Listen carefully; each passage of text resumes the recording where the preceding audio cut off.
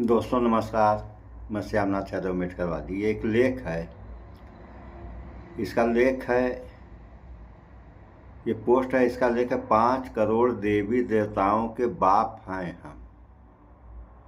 बाप हम हैं। ऐसा है कि 5 करोड़ देवी देवताओं के बाप हम हैं, क्योंकि हम कुम्हार हैं। हम उन्हें निर्मित करते हैं, हमें उल्लू मत बनाओ। अगर मूर्तियाँ कुछ देती तो हम उन्हें बेचते ही क्यों। ये कहना है R.D. प्रजापति, पूर्व विधायक ये हैं। और जब पोस्ट भी आप लोग देख लें, देखिए रहा पोस्ट, ये कहना है R.D. प्रजापति, पूर्व विधायक का। तो ये जो कह रहे हैं, इससे कुछ लोग तो सहमत हैं और कुछ लोग असहमत हैं। तो जो सहमत हैं उनको भी ये सोचना चाहिए कि अगर ये धार्मिक व्यवस्थाएं हैं, अगर धार्मिक व्यवस्थाओं से देश का विकास हो जाए तो विज्ञान का कोई मतलब नहीं। लेकिन ऐसा होगा नहीं। जब भी विकास होगा तो विज्ञान से विकास होगा। आप लोग देखें, जितने भी धार्मिक देश हैं इस धरती पर, सारे के सारे पीछे हैं, और जो विज्ञान पे भरोसा रखते हैं वो सारे के सारे आगे हैं। बगल में चीन है, चीन का उदाहरण आप लोग ले लें। जबकि जब देश आज़ाद हुआ तो उस समय चीन पीछे था, भारत आगे था। लेकिन भारत धर्म के पीछे चलने लगा तो ये आगे से पीछे हो गया, और चीन विज्ञान पे चला तो पीछे से आगे हो गया। आज की कहानी देखिए आप लोग कि इस देश यानी भारत कि अब तो जो डिजिटल इंडिया हो गया है, तो आप लोग देखें डिजिटल इंडिया में जो भी चीज़ें हैं, छोटी से लेकर बड़ी तक, सारी चीज़ें ज़्यादा से ज़्यादा मात्रा में चीन निर्मित हैं। और उधर प्रधानमंत्री मोदी का कहना भी है कि स्वदेशी अपनाओ, विदेशी भगाओ।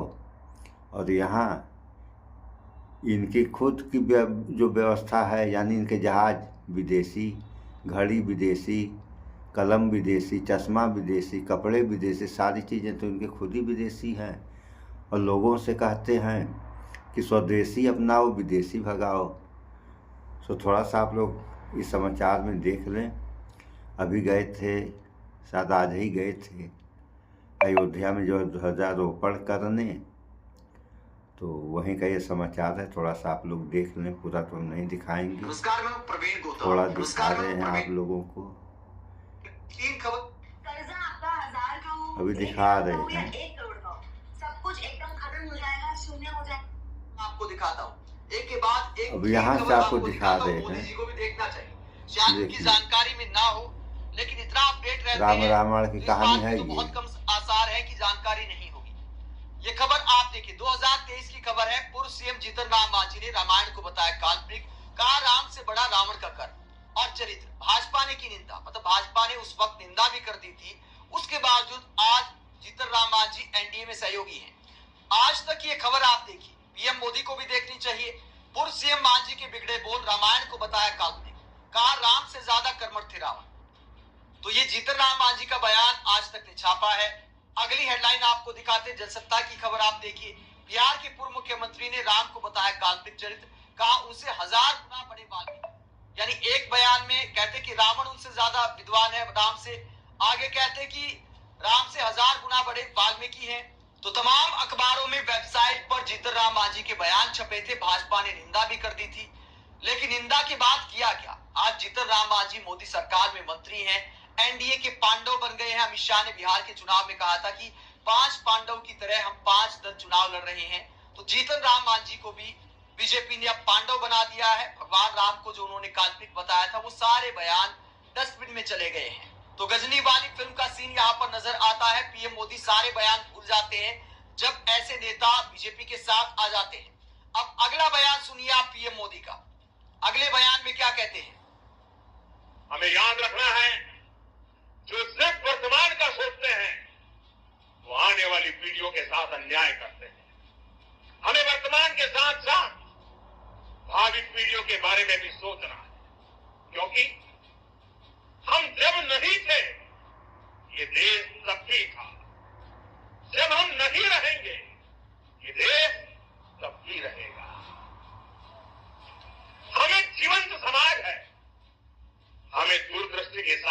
काम करना होगा। हमें आने वाले दशकों, आने वाली सदियों को ध्यान में रखना ही होगा। और साथियों, इसके लिए भी हमें प्रभु राम से सीखना होगा। दोस्तों, वाकई पीएम मोदी ने बहुत भावुक बयान दिया है। रोंगटे खड़े कर सकता है ऐसा बयान। इतनी भावनाओं में बहके पीएम मोदी दूरदृष्टि की बात करते हैं, लेकिन काम क्या हो रहा है?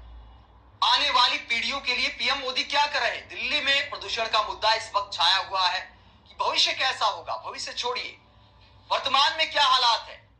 जिस दिल्ली में पीएम मोदी का दफ्तर है, देश की राजधानी में देश की सबसे बड़ी पंचायत है, संसद है, उस दिल्ली में डॉक्टर कहते हैं कि हेल्थ इमरजेंसी के हालात आ गए हैं और पीएम मोदी उसे दूर करने के लिए क्या कर रहे हैं? क्या कोई रोड मैप सरकार के पास दिखाई देता है?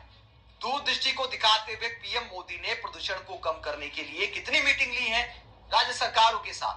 अब तो दिल्ली के आसपास सारी बीजेपी की सरकारें हैं, तो पीएम मोदी ने क्या कोई रोड मैप बनाया है? धरातल पर तो ऐसा कुछ दिखाई दिया नहीं है। तो आप कह सकते हैं कि प्रवचन देने में आखिरकार जाता क्या है। और आगे क्या कहते हैं पीएम मोदी? आखिरी बयान आप सुनिए पीएम मोदी का कि क्या कहते हैं। हमें उनके व्यक्तित्व को समझना होगा, हमें उनके व्यवहार को आत्मसात करना होगा। हमें याद रखना होगा, राम यानी आदर्श, राम यानी मर्यादा, राम यानी जीवन का सर्वोच्च चरित्र, राम यानी सत्य और पराक्रम का संगम। तो भगवान राम से सीखने की सलाह देते हैं कि हमें उनसे सीखना होगा। भगवान राम ने युद्ध में मर्यादा के साथ लड़ा। मर्यादा पुरुषोत्तम उन्हें कहा जाता है, लेकिन जब पीएम मोदी चुनावी युद्ध में जाते हैं तो कितनी मर्यादा का ख्याल रखते हैं। धर्म के नाम पर फिर पीएम मोदी क्यों वोट मांगते हैं? सत्य की बात उन्होंने की कि भगवान राम से मर्यादा सीखनी होगी, सत्य सीखना होगा। तो क्या ये सत्य था कि अगर विपक्षी सरकार आ गई तो मंगलसूत्र छीन लेंगे, भैंस छीन लेंगे, कमरा छीन लेंगे, आपकी साइकिल छीन लेंगे? पीएम मोदी ने सब कुछ छिनवा दिया था चुनावी भाषणों में। तो क्या ये सच्चाई के करीब है? पीएम मोदी चुनाव में जो वादे करते हैं, जो संकल्प पत्र बीजेपी जारी करती है, क्या उसे पूरा किया जाता है? क्या वो सत्य के करीब होता है? क्या पीएम मोदी की भाषा मर्यादा पुरुषोत्तम वाली भाषा होती है? भगवान राम के मंदिर के नाम पर पीएम मोदी चुनाव में वोट तो मांग। सुन लिया आप लोगों ने। बातें तो होती हैं भविष्य की, लेकिन कर्म जो होते हैं वो भूतकाल के होते हैं। अगर ऐसा नहीं होता तो ये देश काफ़ी विकास कर लिया होता और करता भी। लेकिन जब इंसान भूतकाल में जाएगा तो भूतकाल में रह जाएगा। सोच बहुत बड़ा महत्व रखती है इंसान के जीवन में।